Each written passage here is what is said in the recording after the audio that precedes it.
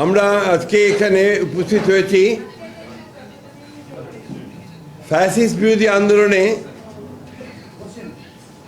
আমাদের সঙ্গে একাত্ম হয়ে কাজ করেছেন দীর্ঘ 15 বছর জাতীয় পার্টি না জাতীয় দল বাংলাদেশ জাতীয় দল বাংলাদেশ জাতীয় দলের চেয়ারম্যান সৈয়দ এহসানুল হুদা সৈয়দ এহসানুল হুদা এবং তার দলের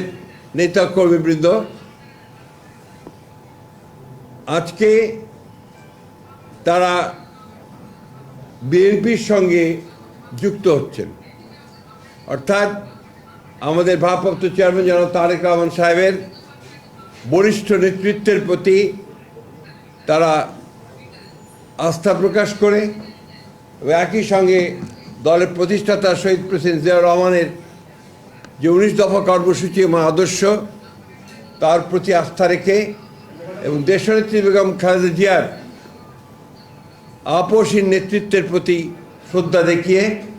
তারা আজকে এই মুহূর্তে কিছুক্ষণের মধ্যেই আমাদের বাংলাদেশ জাতীয়তাবাদী দলে আনুষ্ঠানিকভাবে যোগ দেবেন। আমরা আশা করছি যে তাদের এই বিএনপিতে যোগ দেওয়া বিএনপিকে আরও শক্তিশালী করবে এবং একই সঙ্গে আমাদের যে গণতন্ত্রের জন্য সংগ্রাম তাকে আরও বেগবান করবে। আমরা আশা করব যে আগামী যে নির্বাচন